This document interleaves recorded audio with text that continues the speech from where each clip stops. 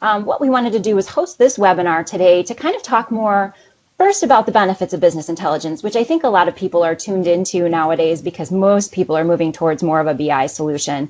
But more so on how to create an effective BI solution. And that's going to probably be the bulk of the presentation piece of our webinar today, because it's not just pulling up, Power BI on your desktop and plugging in an Excel workbook.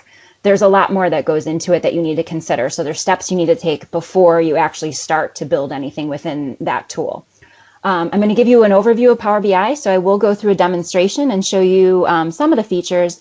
I'm also, based on common customer questions, going to have a little conversation about licensing, and I have one slide about Power BI embedded specifically because we've had a lot of questions from clients about that, given the change in the Microsoft strategy. And again, I'll do a demonstration of both desktop as well as Power BI via Office 365 and leave some time for Q&A.